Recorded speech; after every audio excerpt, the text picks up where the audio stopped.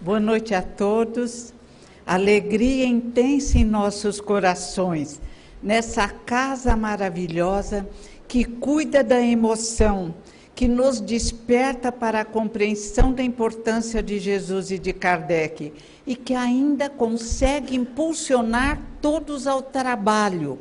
Outrora, quando nos envolvíamos com a figura de Jesus, permanecíamos quietos, orando, achando que isso bastava para o nosso crescimento espiritual.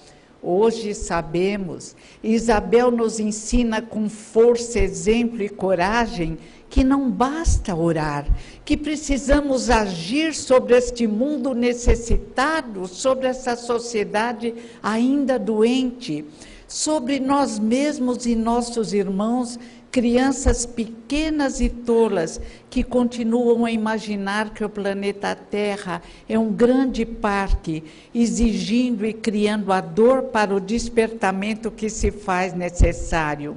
Eu sou o caminho, a verdade e a vida. Ninguém pode vir ao Pai senão por mim. Como poderíamos caminhar sem o Mestre de Nazaré? Analisando a época em que ele surgiu, sabendo que pessoas preciosas, graças ao ensinamento do Mestre, partiram para dimensões melhores e mais luminosas, bastaria lembrar a figura de Paulo de Tarso, Lucas e ainda Lutero, São Francisco de Assis e um grande número de indivíduos como os primitivos cristãos que entenderam a mensagem do irmão mais velho. É preciso que a lei da solidariedade e do amor se expresse no auxílio aos nossos irmãos. É necessário que aquele que caminhou mais, que permitiu desabrochar uma semente de Jesus em seu coração, exemplifique essa compreensão. É a hora do crescimento espiritual, da libertação, alegoricamente falando, do barro da terra, que tem impedido nossa felicidade. Jesus trouxe tudo aquilo que precisávamos. Veio à terra num gesto de misericórdia e de amor divino. Enviou antes vários mestres para que aprendêssemos a finalidade desta vida, que convencionamos tantas vezes em várias doutrinas espiritualistas, que seria nos expressarmos no sofrimento, na dor, nas necessidades várias. Não compreendemos a mensagem do Mestre de Nazaré. Sois Deus e sois luzes, podeis fazer o que eu faço e muito mais. Jesus veio nos despertar para a compreensão da nossa dignidade, das nossas possibilidades maiores, da nossa grandeza espiritual como filhos da luz. José Herculano Pires lembra em Revisão do Cristianismo, mas não somos filhos do pecado e da dor, somos filhos da luz caminhando para a luz. E lembra ainda, Deus não nos condena nem castiga. Deus é o Pai misericordioso, que colocou, através das suas leis em nós, a capacidade de caminharmos através do trabalho e do amor. Deus não julga, Deus permite que nas horas de sofrimento, nas horas de queda, nas horas em que mergulhamos no erro, exércitos de luzes venham nos impulsionar ao crescimento que nos é próprio. Mas nós, lembra Herculano, é que nos julgamos e inflexíveis nos condenamos e exigimos para nós mesmos, através de desajustes vários, sofrimentos grandes.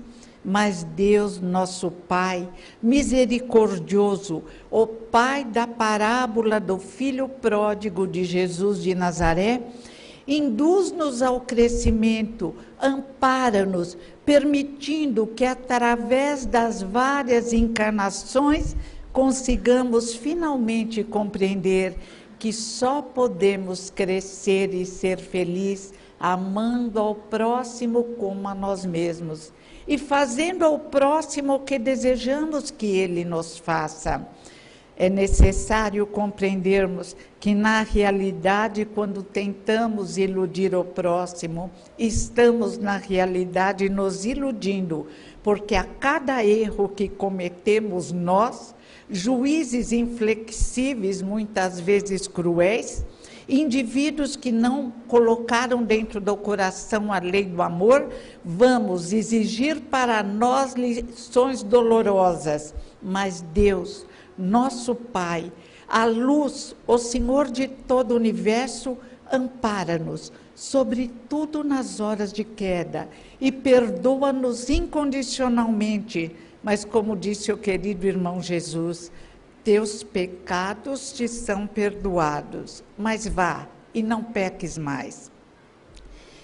Recorremos a Solen Ash, um judeu, para tentar compreender melhor o mestre de Nazaré, e a Emmanuel, num livro lindo, Paulo e Estevão, Emmanuel, um espírito de luz, através da psicografia de Francisco Cândido Xavier, um exemplo de médium, humilde, simples. Solen Ash lembra a época de Jesus, uma época difícil para o planeta Terra. Lembra que já entre os hebreus separávamos as classes, os pobres e os ricos. Mas quando Jesus fala na riqueza, ele não se refere só à riqueza econômica.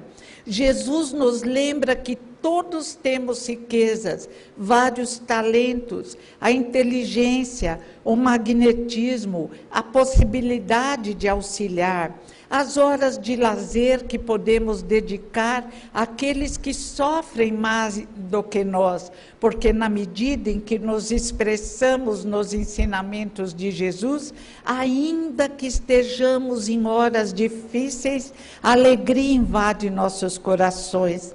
O bom humor passa a ser característica da nossa vida, porque através das ligações mentais, conseguimos o auxílio de irmãos que nos amam infinitamente, que nos acompanham há séculos, através das várias encarnações e suavizam a nossa caminhada. O templo que construímos entre os hebreus, semelhante aos templos que construiríamos mais tarde nas várias expressões religiosas, na incompreensão do religar, e a verdadeira religião religa ao plano espiritual superior, era riquíssimo. Ouro, ofertas preciosas, nós mesmos preparávamos e vendíamos as pombas, impedindo que os pobres tivessem acesso à purificação. Nós mesmos preparávamos os animais mais belos e os vendíamos, e nós julgávamos então que estávamos iludindo a Deus. E de outras vezes, na nossa ignorância, pensávamos que estávamos agindo de forma correta. Os sacerdotes, como mais tarde os políticos, como mais tarde algumas classes sociais, tinham todas as vantagens e toda a riqueza.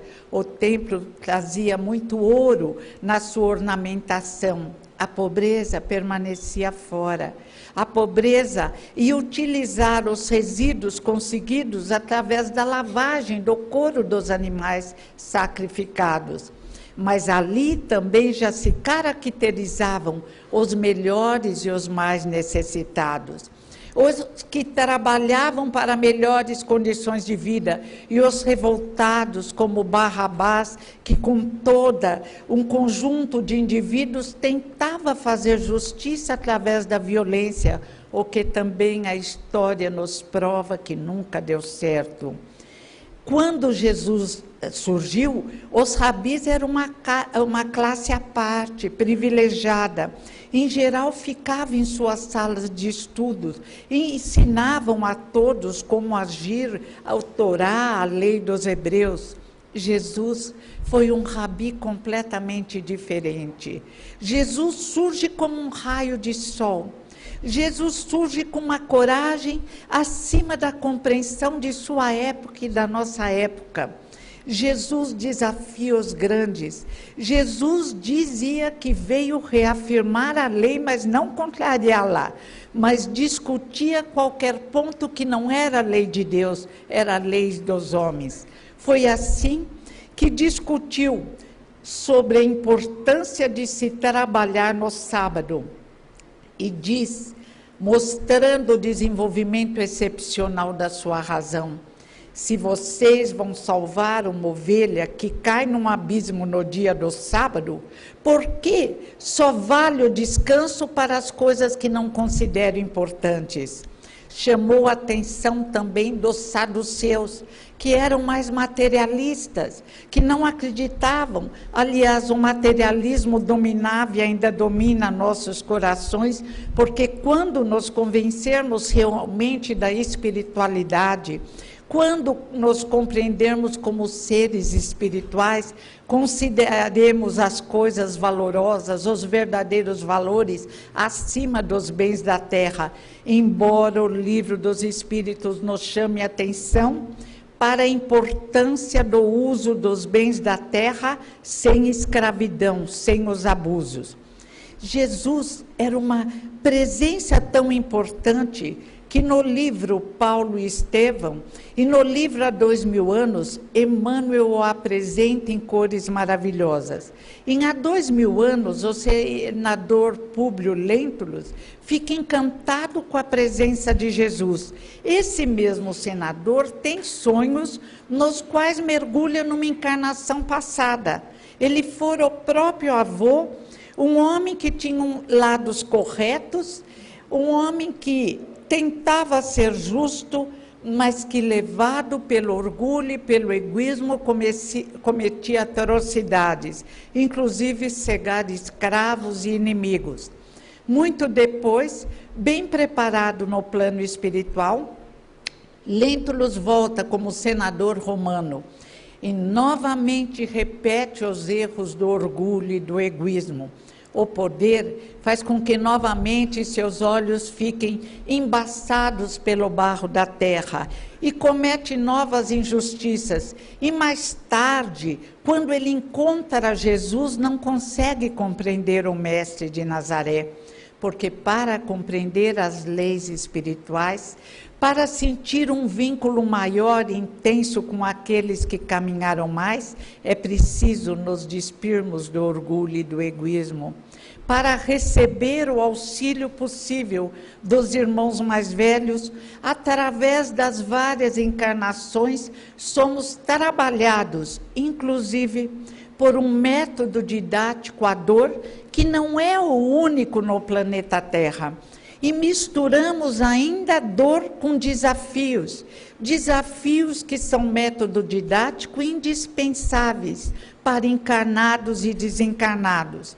É o mestre Winnicott, que não é espírita, especialista em questões psíquicas, que diz: se a criança não receber desafios, não se desenvolve. Nós, crianças espirituais, no tempo e no espaço recebemos desafios, dificuldades naturais de um planeta em transformação, dificuldades provocadas por cônjuges, por filhos que não compreenderam os ensinamentos de Jesus de Nazaré. E tantas vezes julgamos que viemos nesta encarnação para aceitarmos o chicote, alegoricamente falando, daqueles que nos castigam, que devem provocar nosso crescimento espiritual. Mais uma prova de egoísmo. Estamos na Terra dando as mãos para crescermos, uns educando os outros, e ninguém pode tentar evoluir isoladamente, abandonando aqueles que estão à sua volta. Todos os conceitos ditos espíritas foram apresentados por Jesus de Nazaré, mas tanto quanto o senador Públio Lentulus, os nossos hábitos de outrora impediram a compreensão desses mesmos ensinamentos, embora, através das palavras de Jesus de Nazaré, compreendamos que viemos preparados e estávamos preparados e podíamos obter a vitória necessária. O senador descreve Jesus: Descreve Jesus com o cabelo castanho dourado pelo brilho interior e o brilho do sol. Descreve Jesus com os olhos serenos, mais firmes, olhando fixamente aqueles que envolviam em amor. O senador pede a cura da filha e consegue. E depois desse benefício imenso, o senador pensa: eu apenas sonhei. Vira as costas e passa uma vez, procurando agir corretamente dentro das leis dos homens, mas errando na compreensão da lei de Deus, que exige muito mais do que a lei dos homens, que exige o envolvimento do amor, a capacidade de doação, ou colocar ao nosso lado todos aqueles que estão em tristes condições.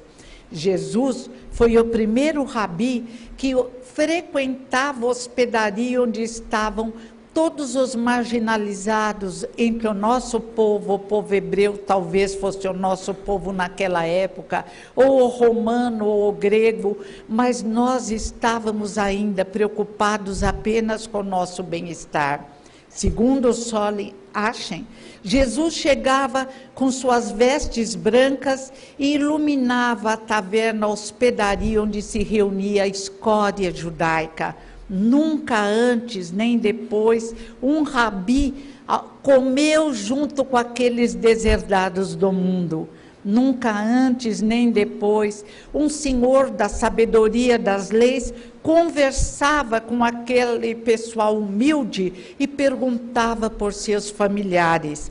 E quando Jesus falava, as palavras de conforto despertavam um sorriso nos rostos sofredores. E até hoje, mais de 2000 anos depois, as palavras de Jesus, lidas sobretudo no Evangelho segundo o Espiritismo, em um trabalho magnífico do mestre de Leon Kardec, assessorado pela equipe do Espírito da Verdade, curam as nossas chagas interiores, consolam-nos nas horas difíceis, estimulam-nos ao exemplo nas horas conturbadas da nossa vida, que todos enfrentam. Não há o que reclamar, são desafios que provocam o desenvolvimento dos nossos neurônios também no corpo físico, da nossa capacidade de pensar e de agir. São desafios que permitem a nossa ligação espiritual com aqueles que nos antecederam, com aqueles aos quais nos vinculamos exatamente através das várias encarnações. Jesus fala da reencarnação. Primeiro lembra que João Batista foi Elias, que fizeram com Elias o que quiseram. E depois fala claramente a Nicodemos: é preciso nascer de novo. Nicodemos era também um rabi, honesto, estudioso, sábio, que respeitava Jesus de Nazaré. E o respeito de Jesus a Nicodemos aumentou quando Jesus falava: não vim destruir a lei, mas cumpri-la. Ou seja, a lei de Deus, os 10 mandamentos devem ser respeitados. Se seguíssemos os 10 mandamentos recebidos pelo médium Moisés, a nossa caminhada seria mais suave. Mas Nicodemos, com toda a sua sapiência, não entendeu Jesus de Nazaré. Embora o povo judeu acreditasse na reencarnação numa forma confusa, misturada com ressurreição. E Nicodemos pergunta, assustado, a Jesus: como, mestre? Dizes que eu devo nascer de novo? Mas como vou eu, um velho, voltar ao ventre da minha mãe? E Jesus disse: Nicodemos, Nicodemos, se não me entendeis quando vos falo das coisas materiais, como me entenderíeis se vos falasse das coisas espirituais? Mais de 2000 anos depois, apesar da reencarnação surgir já no horizonte primitivo, entre os esquimós, entre os africanos, chineses, japoneses, Egito, em toda parte, misturada com superstições, com erros vários, havia consciência de que uma encarnação, melhor dizendo, intuição, não seria suficiente para o nosso crescimento pleno. de que precisaríamos de vários anos escolares, várias experiências, várias oportunidades. Se o grande Lutero se confundiu a respeito dos ensinamentos de Jesus, esse missionário magnífico e corajoso, mas que não compreendeu a reencarnação, se o grande Lutero temia o inferno, achando que éramos no nascimento já destinados ao céu ou ao inferno, se o grande Lutero foi na onda da nossa proibição sobre a reencarnação, porque orgulhosos não admitiríamos nascermos como escravos, se o grande Lutero teve essa dificuldade, se Nicodemos teve essa dificuldade, à medida que os indivíduos se desenvolvem, que a fileira desse colar de pérolas, como dizia Buda, vai aumentando, estamos no momento apto para compreendermos melhor o conceito de reencarnação, para tirarmos os entraves que colocamos sobre esse conceito misericordioso, para entendermos que a reencarnação não visa o pagamento de dívidas, que absurdo! Na nossa pequena cabeça, tudo rola em torno do dinheiro, de pagamento, de cobrança e de dívida. Não.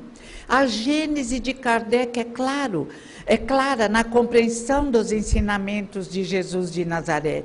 Viemos à Terra para desenvolver potencialidades luminosas.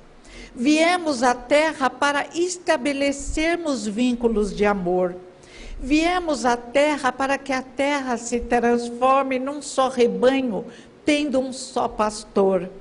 Viemos à Terra para aprender a ser feliz, a cantar hinos de gratidão a Deus, como hoje essa música linda nos iluminou e provocou uma emoção muito grande.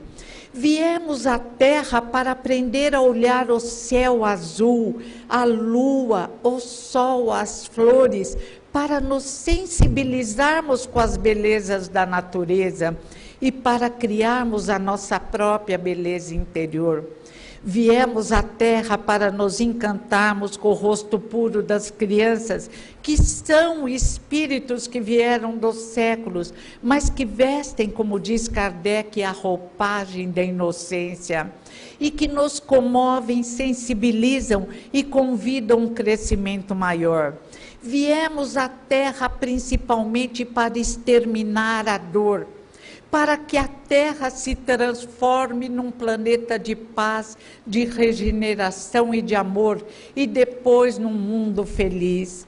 Viemos à Terra e conseguimos diminuir a dor, através da descoberta da anestesia, da asepsia, o desenvolvimento da odontologia. Todos especialistas tão bem apresentados, por exemplo, num livro não espírita, mas magnífico, Um Século de Cirurgia, que vai mostrando desde o feiticeiro curandeiro até o médico do século XX. E agora exige-se um novo livro para apresentar os libertadores da dor do século XXI, que se iniciam no estudo da célula-tronco, que já utilizam o raio laser. Tudo nos prova que a finalidade da existência é libertar da dor. Mas se continuamos a cultuar a dor, mantendo a dor através das nossas palestras, através dos nossos desejos, esta sombra permanecerá no planeta Terra. Ah, mas dirão os menos avisados, mas podemos evoluir sem dor? Se a dor fosse insubstituível, não haveria o progresso para extirpá-la. Se a dor fosse insubstituível como método didático, as primitivas igrejas cristãs, baseadas nos ensinamentos do Mestre de Nazaré, não se preocupariam em cuidar dos doentes, pelo contrário, aumentaríamos o sofrimento dos doentes para que a evolução fosse mais rápida. Ou compreendemos Jesus através da reapresentação de Kardec, diz Herculano Pires em Ciência Espírita, ou atrapalharemos a caminhada deste querido planeta, desta escola magnífica que nos acolhe com todo amor. A hora, com o desenvolvimento da física, com o desenvolvimento da química, da sociologia, da psicologia, da psicanálise, é de crescimento, é de compreensão, é de utilização do raciocínio. Se as reencarnações visassem o pagamento de dívidas, o indivíduo viria cada vez pior.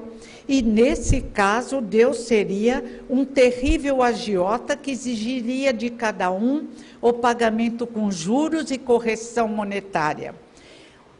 De um mal, diz o Livro dos Espíritos, Deus faz com que surja um bem. E a Gênese completa, mas a maioria dos males é criação do homem.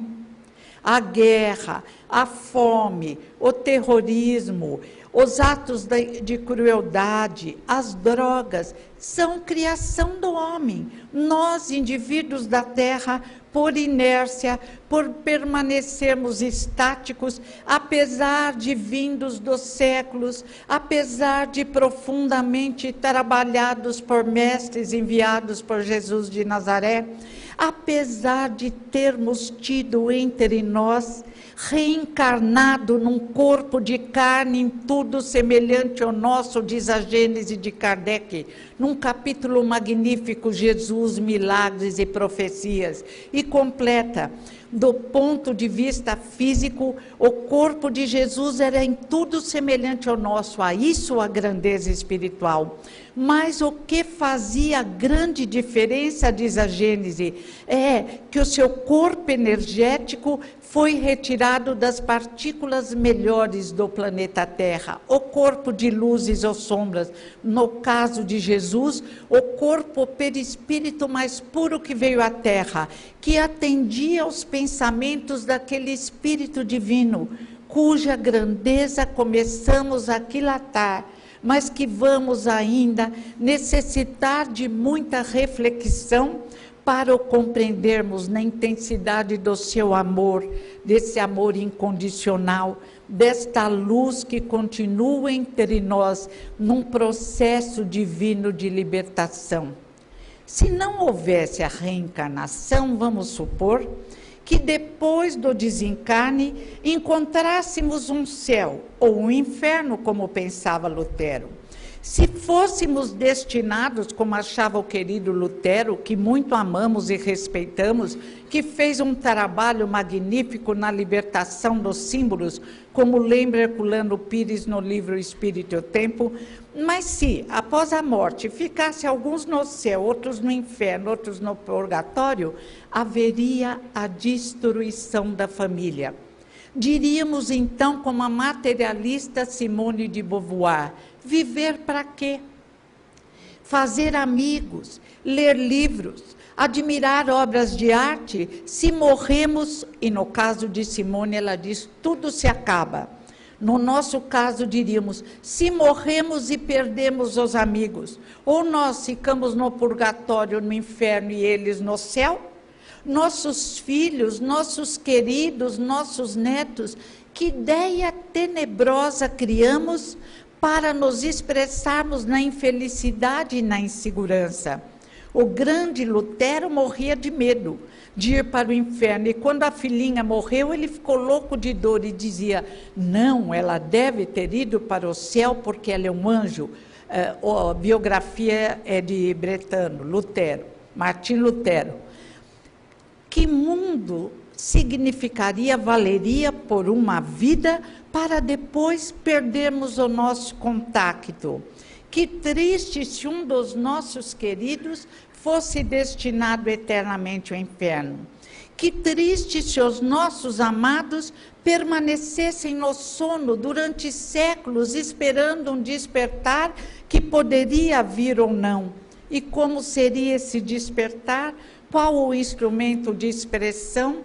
A reencarnação traz a lógica. Não é à toa que era admitida por Sócrates. Não era à toa que encantava Platão, que se lembrava de várias encarnações anteriores.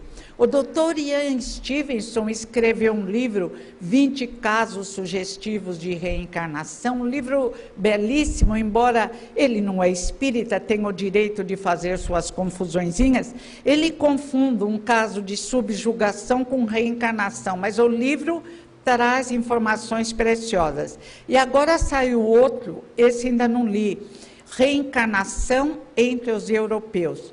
E o doutor Hernani, nosso querido doutor Hernani, escreveu vários livros baseados em pesquisas sobre reencarnação. Mas como se faz a pesquisa sobre reencarnação? Primeiro, um fato normal na Índia, lá o Dr. Banerjee também brilha intensamente nessas experiências, deixa-se o indivíduo falar. Primeiro é ouvir as informações que o indivíduo traz, lembranças de outras encarnações, nomes de parente, depois a pesquisa. Vamos até o local no qual ele diz ter vivido e vamos ver, é possível ter algum rastro desse indivíduo? Em muitos casos pesquisados pelo Dr. Banerjee, ele verificava a veracidade dos fatos. É essa doutrina maravilhosa que Jesus veio nos trazer. É esses ensinamentos grandiosos que desejamos transformar, ora, num amontoado de magia, de feitiçaria, ora, em castigo e em dor. Como não entendemos o Mestre de Nazaré? Eu sou caminho, a verdade e a vida. Ninguém entra se não passar por mim, porque exatamente esses conceitos é que vão permitir a nossa projeção em dimensões melhores. Já encarnados na Terra, a simples leitura, meditação e prática dos ensinamentos de Jesus de Nazaré ocasionam a grande mudança em nossas vidas. Muitos procuram mudar suas dificuldades através de ofertas a Deus, como fazíamos outrora no tempo e no espaço. Quando compreendermos que Deus fica, se ele fosse um ser humano, vamos falar só para entender, Deus fica feliz quando oferecemos, quando diz o Evangelho, nosso orgulho, nosso egoísmo. E foi o que Jesus veio nos ensinar. Não teve um momento de orgulho ou de egoísmo. Rapidamente vamos passar numa pincelada pelo momento na cruz. A história de Jesus é linda, aquilo foi apenas um pequeno momento e em breve ele apareceu, ressuscitou no corpo espiritual, feliz, brilhando intensamente, mais vivo do que nunca, porque a morte não existe, a morte é apenas uma ilusão. A morte é apenas abandonar o corpo físico e partir para o mundo espiritual. E Jesus, como sempre, através do exemplo, veio nos provar que ninguém morre, ou como diz Paulo, se Jesus ressuscitou, nós também ressuscitamos. E a quem Jesus aparece primeiro? A Maria Magdala, a Maria Madalena. As teorias sobre a vida de Maria Madalena são muitas. Desde aquele livro meio esquisito, mas eu gosto de ler, eu li o Código da Vinci, onde ele diz que Jesus casou com Maria Madalena, ele precisa provar. Pelo menos um apóstolo devia ter dito alguma coisa. Agora, a gente imaginar e criar, mas também se o fato tivesse ocorrido, não teria nada demais. Seria muito bonito. Mas Jesus estava tão ocupado na época em que um oficial romano descreve através da escrita de Solenhache, ele está nos 30 anos, começa a exemplificar e desencarna com 33. Jesus está tão preocupado com a sua semeadura e não era um indivíduo ainda pequeno como nós. Nós na Terra temos dificuldade em imaginar a grandeza daqueles que caminharam mais. Ou pensamos que eles têm os nossos defeitos, ou os colocamos numa distância tão grande que desistimos de acompanhá-lo. O que nos encanta em Jesus é o seu amor, a sua coerência, o seu magnetismo, a sua capacidade de transformar corações. Paulo de Tarso deve a Jesus a possibilidade de se expressar em condições espirituais melhores. Paulo de Tarso era reto, era justo, como o senador Públio Lentulus, mas Paulo de Tarso era orgulhoso. Paulo de Tarso era profundamente hebreu, às raias da loucura, num fanatismo religioso terrível, encontrado mesmo entre os espíritas. Cuidado, é necessário o uso da razão. Paulo de Tarso, como Saulo, matou irmãos hebreus, ordenou torturas, permitiu injustiças, mas quando ele encontra Jesus à porta de Damasco, quando ele recebe o impacto daquele pensamento do mestre de Nazaré, quando ele é envolvido por aquele calor amoroso, por aquelas energias especiais, ele cai ao chão e reverencia Jesus. Senhor, que queres que eu faça? Paulo de Tarso não começou a chorar com medo de ir para o inferno. Paulo de Tarso não ficou paralisado, como Herculano lembra, na espiral da evolução, na hiperseidade, fechada no arquetipo, no torvelinho do mundo. Ah, meu Deus, o que será de mim? Matei, torturei, e agora eu vou sofrer. Talvez o meu corpo, e se expresse em muitas doenças, não era do feitio do grande judeu. Paulo de Tarso levantou, como ele aconselhou tantas vezes, os braços desconjuntados, os joelhos cansados e tornou a caminhar. Senhor, que queres que eu faça? Enfrentou a perseguição dos próprios cristãos. Conseguiu vencer tantas vezes através da firmeza e do amor. Deixa o seu raciocínio lúcido brilhar, por exemplo, na Epístola aos Coríntios, na primeira, quando ele fala sobre os médiuns, e convida os médiuns a compreenderem que vários são os dons, mas que todos têm que estar ligados a Deus. Paulo de Tarso foi de uma coragem incrível, porque ele permitiu que a energia renovadora de Jesus de Nazaré, que o estude a reflexão dos ensinamentos de Jesus, ele ficou no deserto calado, humildemente pensou, eu não posso falar, eu não tenho condições de falar, porque eu não entendo a lei. Eu pensava que eu entendia a lei dos hebreus, mas existe uma lei que dilata, que confirma, mas que dilata. E esse Senhor, o Senhor Jesus veio trazer esta lei, que eu tenho que conhecer, porque eu era doutor na lei, agora eu me reconheço apenas um estudante ignorante. E depois que se apossou das leis, Paulo de Tarso, que conseguiu compreender a verdade trazida por Jesus, que se transformou para melhor numa única encarnação, conseguiu a vitória maior sobre ele mesmo, sobre nossas paixões inferiores, sobre nossos hábitos inadequados milenares. Várias vezes ele ainda dizia, tem um espinho na carne. Esse espinho também várias são as teorias, que foi sobre Estevão, seus problemas de saúde, mas não importa. O grande Paulo de Tarso convidou-nos a compreender que Jesus é o caminho, a verdade e a vida.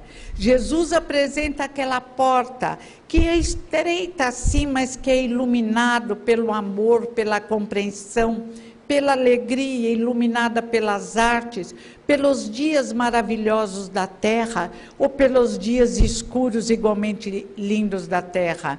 E Lucas, o grande Lucas, que segundo a visão de uma romancista, sujeito à análise, mas desejamos entender melhor Lucas. Segundo Taylor Caudill, Lucas, o grande Lucas, só encontrou a paz quando encontrou os ensinamentos de Jesus de Nazaré. E acreditamos nisso, porque o senador Públio Lentulus, através da credibilidade do médium Francisco Cândido Xavier, nem todos os médiums são dignos de credibilidade, nem todos os espíritos trazem verdade, mas Chico foi impecável graças ao seu desenvolvimento moral, ao seu amor ao próximo, ao seu desinteresse pelas coisas materiais, Paulo de Tarso, o grande Paulo de Tarso, conseguiu se modificar. E se Paulo conseguiu, todos nós também conseguiremos. E se Paulo encontrou, e se Lucas também encontrou a felicidade, e o médico bonito, inteligente, que amava e atendia ao próximo, encontrou a felicidade e a tranquilidade do Espírito nos ensinamentos de Jesus de Nazaré, nós também encontraremos. Não podemos olhar com os olhos viciados de outrora, quando colocávamos em toda parte o castigo de Deus. Não podemos olhar os fatores libertatórios apresentados pela doutrina que convencionamos chamar de espírita, mas que a verdade é a libertação e o consolo. Não podemos olhar com os olhos viciados por interesses vários. É necessário nos libertarmos dos entraves que têm impedido nossa caminhada. E hoje, na Casa Espírita, encontramos todo um trabalho para compreendermos melhor esta verdade.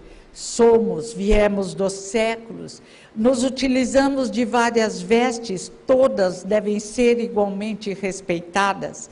Há possibilidade, aliás, é uma lei natural, a relação entre encarnados e desencarnados, e quiçá entre indivíduos de outras dimensões, mas vamos deixar isso de lado ainda, porque está havendo uma loucura, no sentido de começar só a desejar obter comunicação de indivíduos de outro planeta. Vamos primeiro por ordem na casa, depois nós vamos ter possibilidade de nos ligarmos a indivíduos de outras dimensões, a irmãos desse universo infinito que nos acolhe, que permite o nosso crescimento perispiritual. Além do nosso corpo físico, possuímos um aparelho magnífico, o nosso corpo perispiritual, que se irradia. Esse corpo que emite luzes ou sombras conforme o nosso pensamento. Este corpo que permite perceber melhor o mundo à nossa volta.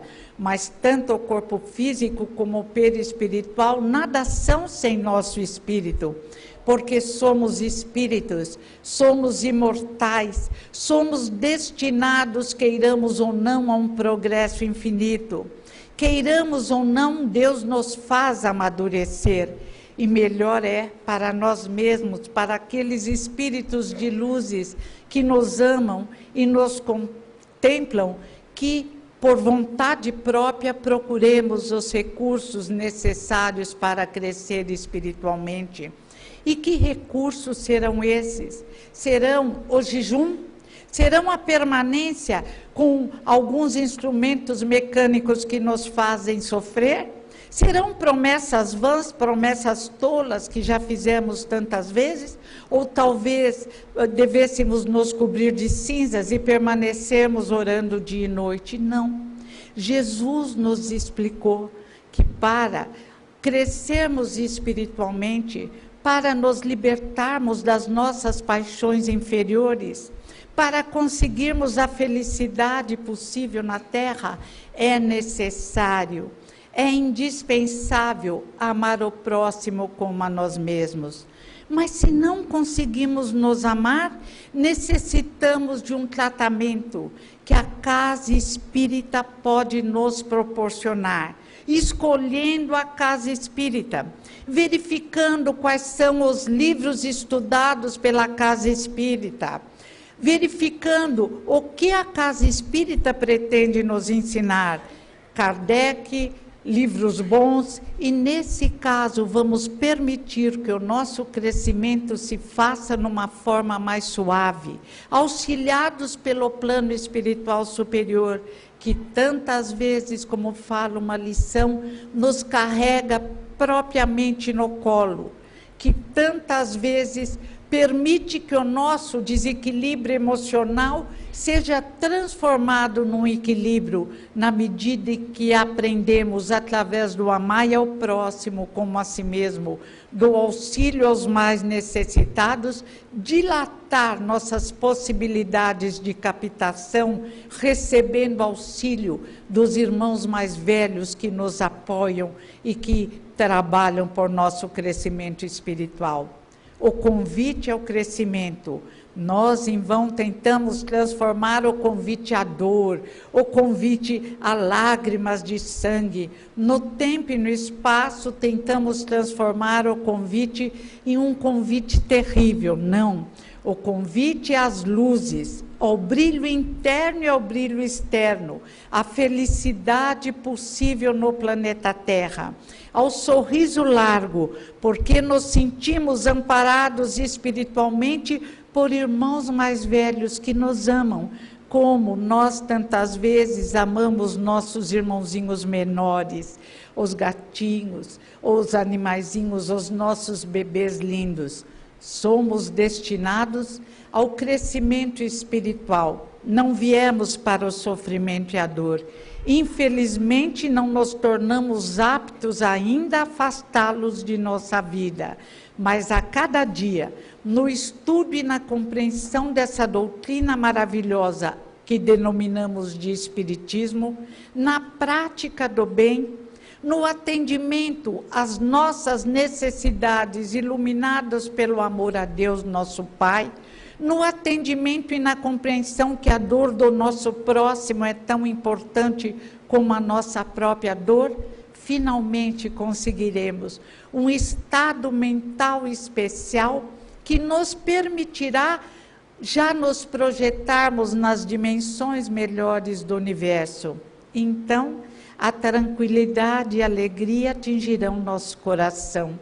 Muitas vezes, aparentemente, as dificuldades ainda permanecem algum tempo as mesmas, mas nós mudamos, nós nos tornamos diferentes, porque compreendemos que o Senhor Deus é nosso pastor e que nada nos faltará quando mergulharmos nas ondas luminosas de amor e de paz que envolve o planeta Terra. Quando dilatarmos a nossa visão, saindo de dentro de nós mesmos e nos dedicando àqueles que sofrem. Esse é o nosso destino, crescer, ser feliz, libertar-nos e libertar a Terra da dor, das injustiças, da incompreensão, do desamor. Jesus, o nosso irmão mais velho, é o nosso exemplo. Deus, inteligência suprema do universo, causa primária de todas as coisas, é o nosso Pai. E nós somos filhos queridos, irmãos de Jesus, e temos apenas de atender um convite. É necessário aprender a viver como um indivíduo imortal, aprender a viver como aquele que se preocupa com o bem-estar do próximo, aprender a viver como uma pedra útil, um brilhante não material, mas espiritual do maior valor, que ilumina o mundo à sua volta, porque está começando a se iluminar. O nosso futuro é de luzes, de brilho intenso, de felicidade suprema, mas nós fomos convidados por Deus, o Deus de misericórdia e de amor, a construí-lo, porque não seria válido nos entregar em tudo pronto. Seríamos então apenas robôs divinos. A cada dia estamos tecendo o nosso destino, alegoricamente falando. Podemos tecê-lo com flores, provocadas pelo amor ao próximo, pela arte de saber servir e de ser firme, pela arte de começar a compreender a finalidade da vida. E a finalidade da existência é crescer espiritualmente. A finalidade da existência é nos desapegarmos do barro da terra, embora o utilizemos para obras de arte de auxílio ao próximo. A felicidade da existência, a finalidade é seguir os ensinamentos de Jesus de Nazaré, que convocou-nos a nos compreendermos não como espíritos devedores, sofredores. Isso foi a nossa análise real até. Mas Jesus nos convocou a nos compreendermos como filhos de Deus, como espíritos de luzes que devem acendê-las através do amar a Deus sobre todas as coisas e ao próximo como a si mesmo. O convite à alegria, à felicidade.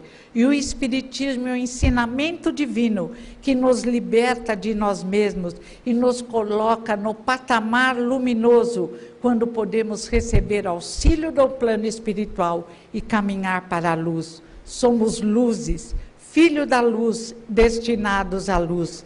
Fiquemos felizes e aprendamos a agradecer a Deus tudo o que recebemos através do amar ao próximo como a si mesmo. Obrigada.